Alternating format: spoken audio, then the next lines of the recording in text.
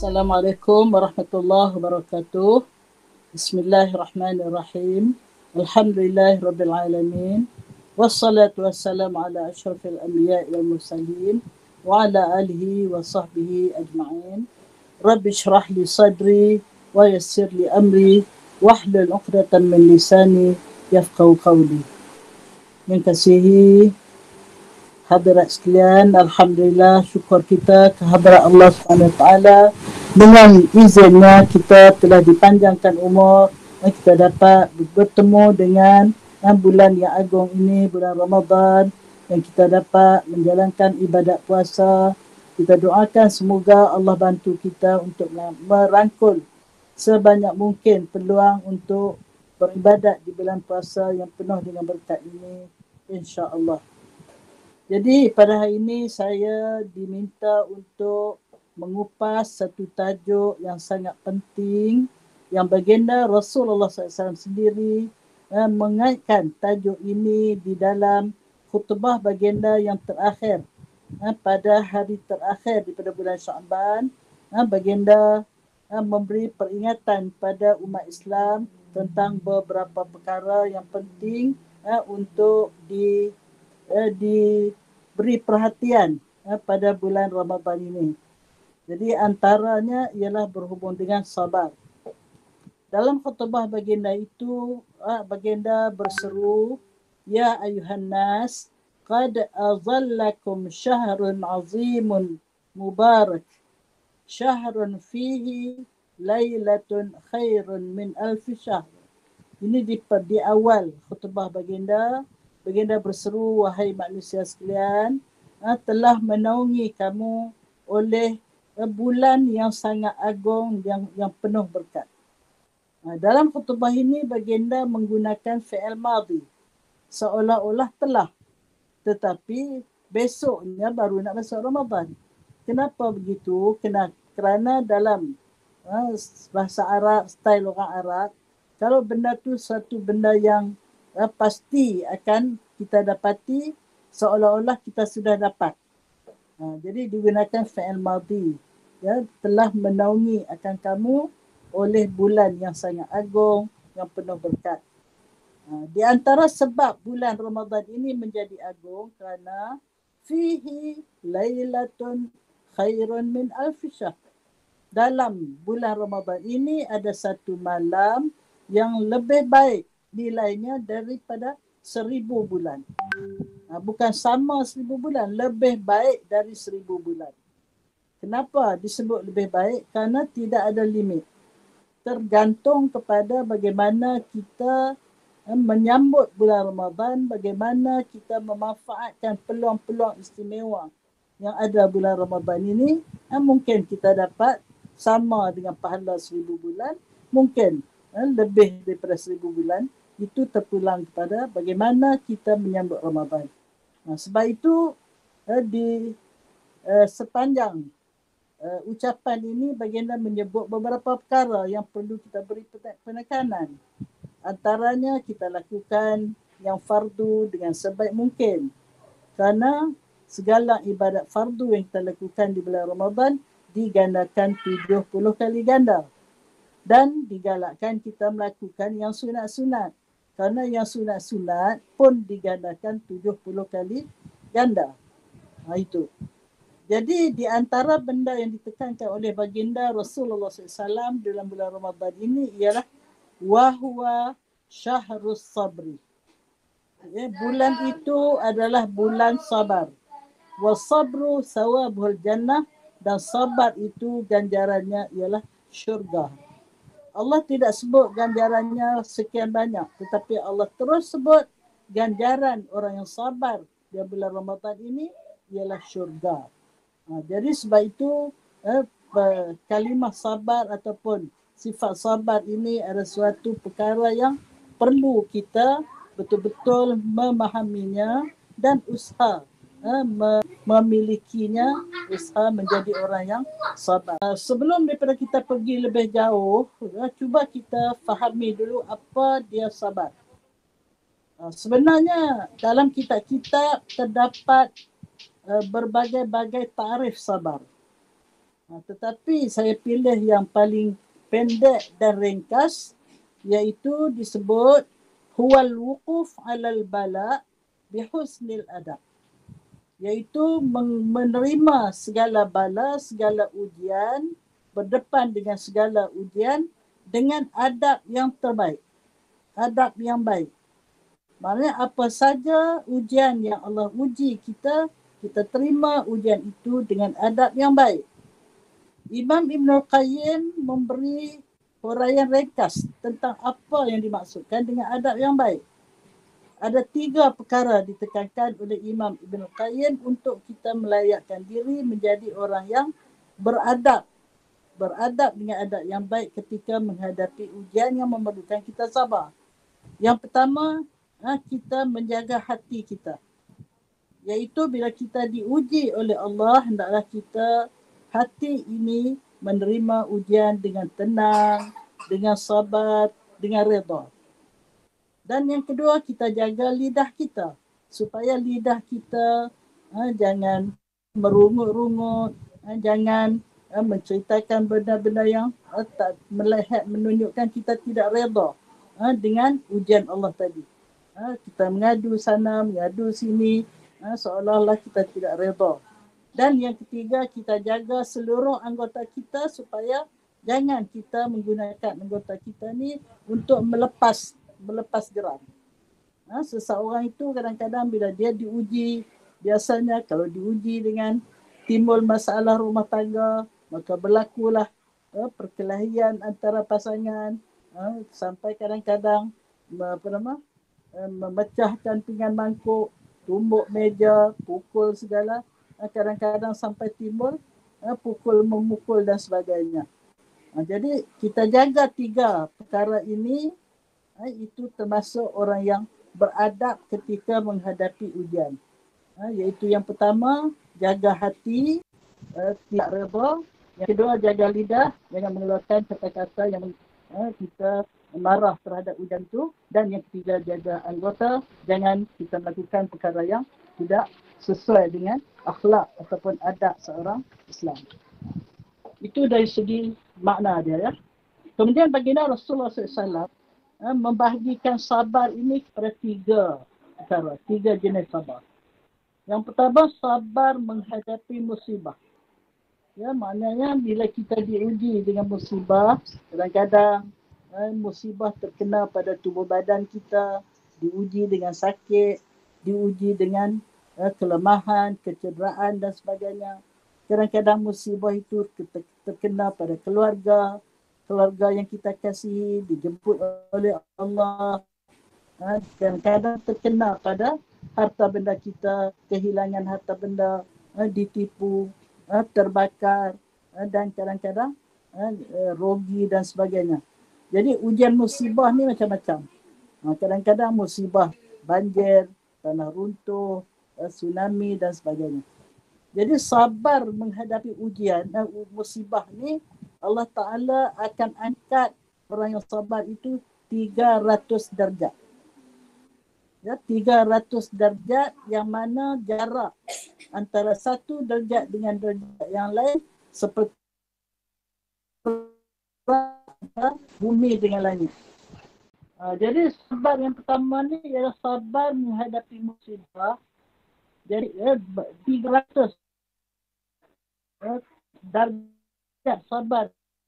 Yang antara sabar yang darjat yang pertama dengan yang atas tu seperti jarak antara bumi dengan langit. Bayangkan bagaimana jauhnya beza antara bumi dengan langit.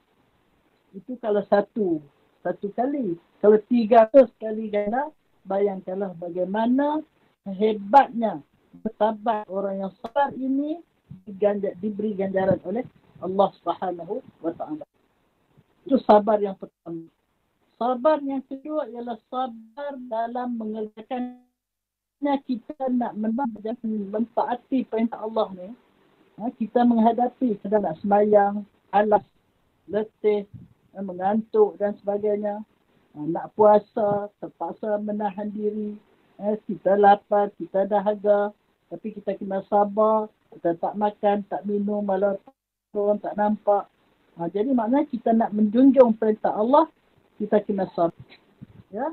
Jadi sebab itu orang yang sabar untuk menjunjung perintah Allah, untuk melaksanakan perkara yang diwajibkan oleh Allah, maka Allah angkat martabatnya 600 darjat. Jarak antara darjat yang bawah dengan darjat yang atas seperti jarak lapisan bumi yang paling atas dengan lapisan bumi yang paling bawah sekali. Jadi kita tak dapatlah menggambarkan bagaimana jarak antara lapisan bumi yang di atas dengan yang di bawah. Kerana kita tak pernah masuk ke bawah. Kita dapat lihat dari bumi ke langit, itu pun antara bumi dengan langit yang pertama. Jadi kalau antara bumi dengan langit pun kita tak dapat nak gambarkan bagaimana jauhnya, apatah lagi lah antara lapisan bumi yang pertama dengan ke bawah, tentu jauh lebih jauh daripada antara lapisan bumi dengan langit. Jadi diangkat 600 darjat untuk orang sabar dalam menjunjung perintah Allah Subhanahu Wa Taala. Apatah lagi lah kalau contohnya orang perempuan dia duduk tiba-tiba dia nak junjung perintah Allah supaya kita tak aurat. Jadi dia kena sabar. Dia kena sabar menghadapi keadaan kadang-kadang diimas, kadang-kadang panas, dan sebagainya. Jadi dia kena sabar. Bila dia sabar nak junjung perintah Allah, dia dianugerahkan 600 darjat. Itu yang kedua. Yang ketiga ialah sabar untuk meninggalkan larangan Allah. Sabar untuk mengelak daripada perkara-perkara yang dilarang oleh Allah Subhanahu Wa Taala. Jadi untuk yang ketiga ni Allah angkat martabat 900 darjat. Lagi hebat, ya, kita jaga diri, tidak mau mengikut hawa nafsu. Tidak mau melayan segala perkara yang dituntun oleh nafsu jahat kita. Innan nafsa la'ammaratun bisu. Sesungguhnya nafsu ini selalu mengajak kepada perkara-perkara yang jahat. Tetapi kita sabar, tidak mahu buat kejahatan kerana kita nak menjunjung perintah Allah, maka Allah angkat martabat 900 darjat. Jarak di antara darjat yang bawah dengan darjat yang atas ialah di antara permukaan bumi dengan Sidratul Muntaha. Bayangkanlah, kalau daripada muka bumi nak sampai ke langit pertama pun kita terhingga betapa jauh.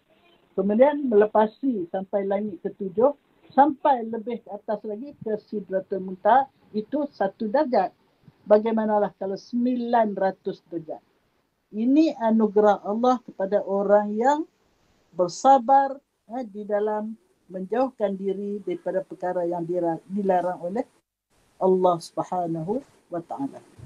Jadi kita fahamlah baik-baik 3 jenis sabar ini, dan kalau boleh kita rangkul ketiga-tiganya.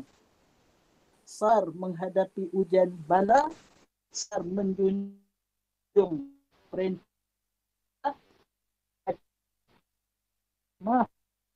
ketiga sabar jauh diri daripada larangan Allah Subhanahu Wa Taala. Selain daripada darjat-darjat yang diangkat tadi, banyak sekali lah ayat-ayat Al-Quran dan hadis-hadis Rasulullah yang memberi janji kepada orang-orang yang bersabar. Antara lain, Allah menyatakan Allah cinta pada orang yang bersabar. Ini terdapat di dalam surah Al-Furqan ayat 75. Ya, dalam surah Ali Imran ayat 146.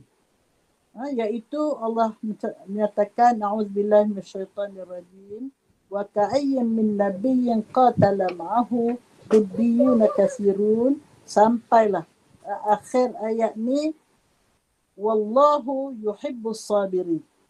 Ayat ini menceritakan tentang bagaimana sabarnya para nabi dan pembantu-pembantu nabi, orang-orang yang beriman zaman dulu. Mereka sabar menghadapi musuh-musuh Islam menghadapi bala-bala yang mereka hadapi daripada angkara yang dilakukan oleh musuh-musuh Islam.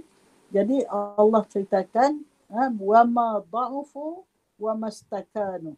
Mereka tidak lemah di dalam menghadapi ujian dan mereka tidak tunduk kepada musuh, dan wallahu yuhibbus sabirin. Untuk mereka ini Allah nyatakan Allah cinta pada orang yang sabar di dalam perjuangan tadi. Itu yang pertama. Kemudian dalam surah Al-Furqan ayat 75 Allah menceritakan ulaikal ladzina yujzaunal ghurfata bima sabaru wa yulqauna tahiyatan wa salama.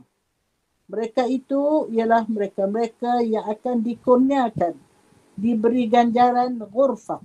Apa itu ghurfah? Iaitu bilik-bilik di syurga. Yang mana bilik di syurga itu diperbuat daripada permata yang transparent. Dari luar nampak ke dalam, dari dalam nampak keluar.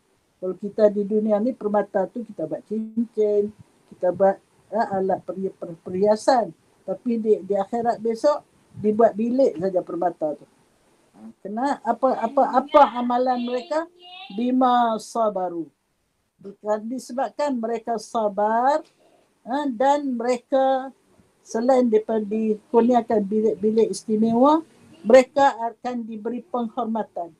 Wa yulqauna tahiyatan. Mereka akan menerima penghormatan wasalama dan ucapan kesejahteraan, ucapan selamat. Ini yang kita baca, salamun qawlam mir rabbir rahim. Sejahteralah ucapan daripada Tuhan yang Maha Penyayang. Itu yang ketiga. Seterusnya Allah menyebut orang yang bersabar mendapat pahala tanpa hisab.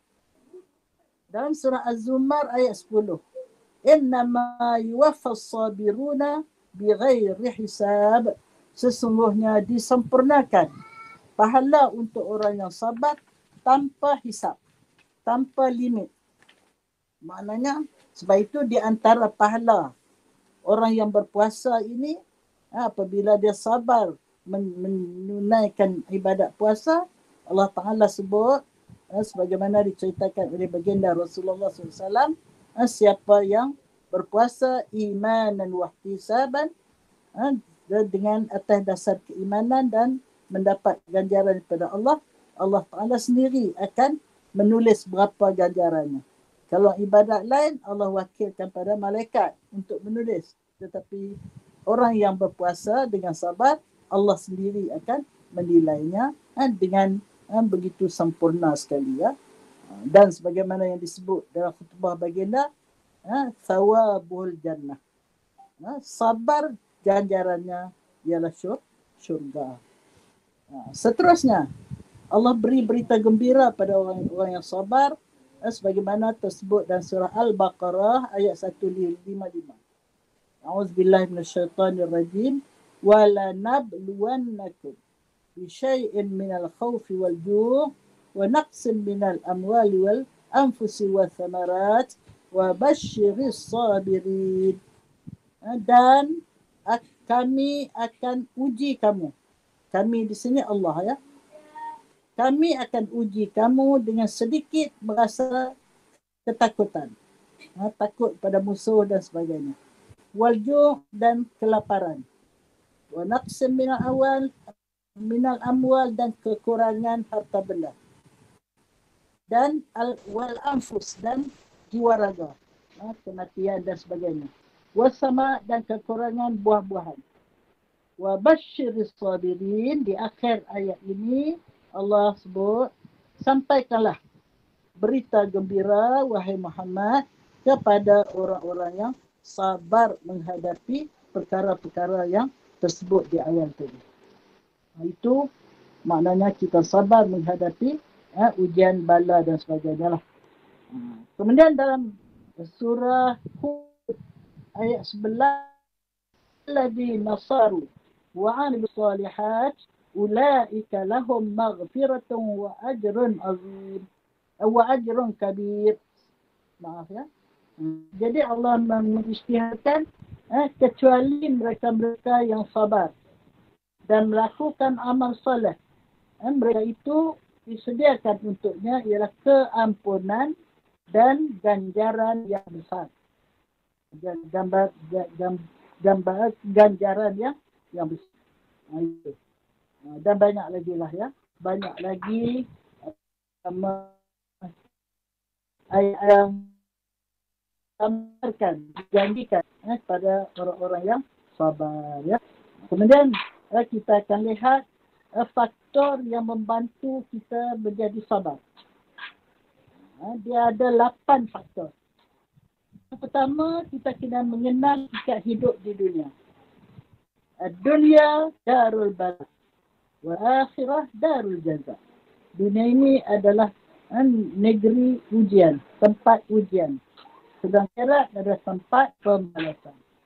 Jadi hidup di dunia, hendaklah kita faham bahawa kita akan diuji oleh Allah SWT sama ada ujian berbentuk musibah ataupun ujian berbentuk tugas dan tanggungjawab yang mesti dilaksanakan ataupun ujian yang mesti kita jaga diri daripada melakukan perkara yang dilarang oleh Allah SWT. Jadi sekarang ni kita sedang bercakap tentang faktor yang membantu kita menjadi orang yang sabar ya. Iaitu yang pertama, kita mengenal hakikat hidup di dunia, yang mana dunia adalah tempat kita diuji, sedangkan akhirat adalah tempat kita mendapat balasan. Maksud balasan di sini, andainya kita diuji dan kita sabar, kita hadapi dengan redha, dengan tenang, tak marah-marah, tak melentik, maka Allah Ta'ala akan beri ganjaran yang disebut tadi. Diberi, diangkat martabat, diberi keampunan, diberi bilik-bilik istimewa dan sebagainya. Tetapi andainya kita tidak sabar, maka ganjarannya, akibatnya kita akan diazab lah, disiksa dan sebagainya. Itu yang pertama. Yang kedua, kita perlu mengenal diri kita. Kita di dunia ini adalah hamba. Hamba kepada Allah SWT, yang mana Allah sendiri menceritakan bahawa tujuan dia jadikan manusia ini di dunia, dihantar ke dunia ini ialah untuk diuji. Ya, untuk diuji sama ada kita menjalani hidup di dunia ini dengan baik, menjunjung perintah Allah, ataupun sebaliknya mendurhakai Allah. Jadi sebab itu apabila kita tahu kita dihantar ke dunia untuk diuji, maka kita kena fahamlah hakikat diri ini adalah diri yang perlu menerima ujian dan perlu menghadapinya dengan bekalan iman, bekalan ilmu yang cukup supaya kita di dalam ujian ini kita mendapat ganjaran, bukan mendapat kemurkaan. Itu yang kedua. Yang ketiga, kita kena yakin ganjaran yang baik daripada Allah kepada orang yang sabar. Iaitulah ganjaran yang disebut dalam ayat-ayat tadi dan di dalam hadis-hadis Rasulullah, dalam ucapan khutbah Rasulullah tadi. Allah janji, inna Allah la yukhliful mi'ad. Allah tidak akan memungkiri janji ya. Jadi kita yakin kalau kita sabar, dan di dunia ni pun kita dah rasa andainya kita sabar menghadapi ujian, kita akan menghadapi ketenangan. Kita tidak melenting. Sebenarnya kalau kita tak sabar pun benda tu berlaku juga. Tapi kita dapat dua kesusahan. Kita dapat kesusahan menghadapi ujian dan kita mendapat kesusahan tidak tenteram, tidak bahagia, tidak senang. Itu. Kemudian yang keempat, kita kena sentiasa memohon pertolongan Allah untuk menjadi orang yang sabar. Sebab kita ni la haula wala quwwata illa billah. Tidak ada daya upaya, tidak ada kekuatan kecuali dengan pertolongan Allah. Sebab itu untuk kita bersabar menghadapi apa-apa ujian pun, kita kena sentiasa memohon pertolongan Allah Subhanahu wa taala. Ya. Ini yang kelima ya. Yang kelima, kita mencontohi orang yang bersabar. Untuk ini ada satu kisah benar diceritakan dalam buku Kisah Benar dari Al-Quran dan Al-Hadis. Ada buku tu, dalam antara banyak-banyak kisah tu ada satu cerita berhubung dengan sabar. Iaitu pada satu masa ada satu syekh bernama Abul Hasan. Wallahu a'lam lah, syekh ni wali Allah ke atau siapa tidak dinyatakan. Abul Hasan ni satu masa dia pergi ke Mekah. Dia tengah tawaf, dia nampak seorang wanita yang sangat ceria sedang bertawaf. Dia merungut. Dia kata wanita ni tak pernah menghadapi apa-apa ujian agaknya. Sehingga wajahnya begitu ceria. Dengan izin Allah, wanita ni dapat dengar apa yang dirungutkan oleh Abul Hasan tadi. Akhirnya wanita ni pergi jumpa Abul Hasan. Dia kata, saudara, sebenarnya apa yang saudara jangkakan itu tak betul. Saya sebenarnya sedang menghadapi suatu ujian yang sangat getir. Jadi Syekh Abu Hasan tu tanya dia, apa dia ujiannya, puan? Kata dia, saya telah menghadapi 5 orang keluarga serentak diambil oleh Allah. Dijemput oleh Allah serentak 5 orang dengan cara yang sangat tragis. Bagaimana kisahnya? Tanya Abu Hasan. Kisahnya, kata dia, saya mempunyai 4 orang anak. Seorang sudah kahwin. Seorang lagi masih menyusu, yang bongsu, yang kecil. Dan 2 orang ni di pertengahan umur, dalam umur 6-7 tahun. Satu hari, anak saya yang nombor 2 ni, dia cakap pada adik dia, adik nak tahu tak macam mana ayah sembelih kambing korban? Anak dia kata, nak. Dia pun ambil pisau, dia suruh adik dia melentang, dia sembelih adik dia. Bila dia sembelih adik dia, didapati darah banyak keluar, adik dia sakit menggelepar, dia nak takut. Bila dia takut, dia terus lari ke bukit. Agaknya rumah dia orang tu tepi bukit, tepi hutan. Ketika dia lari ke hutan, ke bukit, dia dikejar oleh serigala dan serigala membaham dia. Bila suami dia dapat tahu anak dia lari ke hutan, dia kejar. Bila dia kejar, sampai pertengahan jalan, dia penat, dahaga, dan dia jatuh pingsan dan terus meninggal. Anak dia yang sudah kahwin dapat tahu cerita ini, terkejut dan jatuh pingsan dan meninggal. Dan dia sendiri, dia kejar suami dia dan anak dia ke hutan. Anak yang dia di rumah tu masih kecil, berangkat ke dapur dan tarik periuk yang sedang masak. Jatuh periuk tu ke atas dia, dan masakan tu timpa dia dan terus meninggal. Dan akhirnya semua sekali 5 orang keluarga dia, 4 anak dan seorang suami, meninggal serentak. Jadi akhirnya dia pergi ke Mekah. Inilah saya sedang bertawaf. Terkejut Syekh Abu Hasan tadi. Bagaimana puan boleh sabar sampai begitu sekali. Dia kata, saya fikir 2 perkara. Bila kita menghadapi ujian, sama ada kita hadapi dengan tenang, kita redha, kita sabar, insya-Allah kita akan mendapat ganjaran yang dijanjikan oleh Allah. Tetapi kalau kita hadapi ujian dengan marah, tidak redha, melenting, kita akan mendapat kemurkaan Allah. Jadi sebab itu saya fikir, daripada saya sudahlah menghadapi ujian yang getir.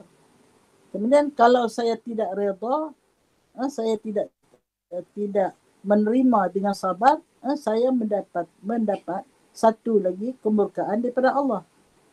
Daripada saya dapat 2 yang negatif tadi, lebih baiklah saya terima dengan sabar, saya redha. Saya datang dulu seorang diri, dengan redha, maka saya mendapat ketenangan hidup.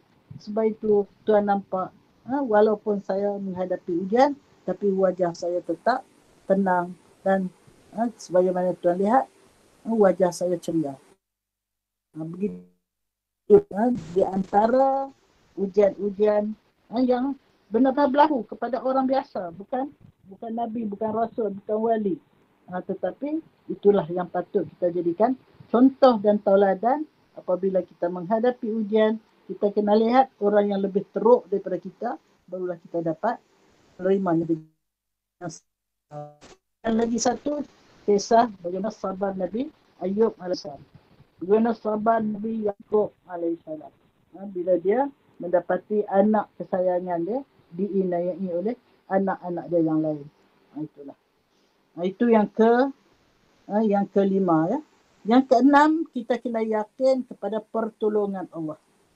In tansurullah yansurkum. So, sekiranya kamu tolong Allah, Allah tolong kamu. Apa benda kita nak tolong Allah? Kita tolong menerima qada qadar Allah. Kita tolong merelakan apa yang Allah tentukan untuk kita, maka Allah akan menolong kita insya-Allah. Ya, yang keenam. Yang ketujuh, kita beriman kepada qada qadar dan sunnatullah. Jadi kita kena yakin segala perkara daripada sekecil-kecil perkara sampailah ke sebesar-besarnya semua adalah mengikut qada qadar Allah Subhanahu Wa Taala, dan segala qada qadar itu adalah mengikut sunnatullah, yang mana kita diperintah berusaha merealisasikan hidup kita ni sesuai dengan sunnatullah. Kalau kita nak sihat, kita jaga kesihatan. Kalau kita nak berilmu, kita belajar. Kalau kita nak sesuatu, ikut sunnatullah. InsyaAllah Allah Ta'ala akan kurniakan kita qada qadar yang insyaAllah sebagaimana yang kita kehendaki. Jadi sebab itu kita yakin dengan sunnatullah dan kita sentiasa berusaha untuk meredakan segala qada qadar Allah Subhanahu Wa Taala, sama ada perkara yang positif ataupun perkara yang negatif. Kemudian yang ke-8 ialah menjauhi penyakit-penyakit yang menghalang kita jadi orang sabar. Misalnya penyakit keluh kesah, penyakit murung, penyakit putus asa, dan menjauhi juga orang-orang yang selalu bersifat tidak sabar.